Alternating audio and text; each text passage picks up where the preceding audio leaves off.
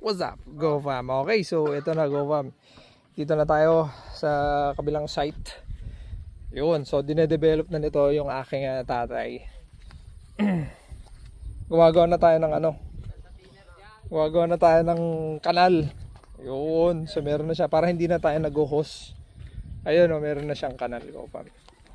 Meron ng mini kanal papunta doon. Last scrapping. Hinosan kasi natin to mula dyan papunta doon. Ngayon wala na, may tubig na yan. So gamit yung backhoe. Shout out sa may-ari ng backhoe, mahal mo maningil.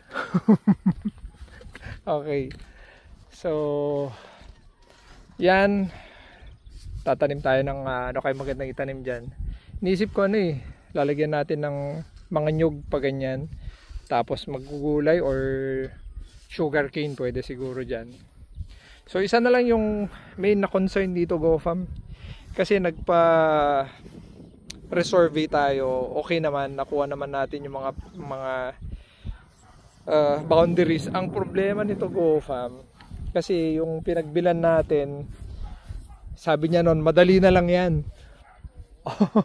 Madali na lang yan. Kakausapin na lang yan. Ngayon at na-establish na natin yung mga markers, wala nang gustong magbigay. Wala na tayong madaanan, Go Fam. So kanya-kanyang kanya-kanyang marka na. Ano bang pwedeng gawin, Go Fam? Kasi na to nakulong to, Go Fam.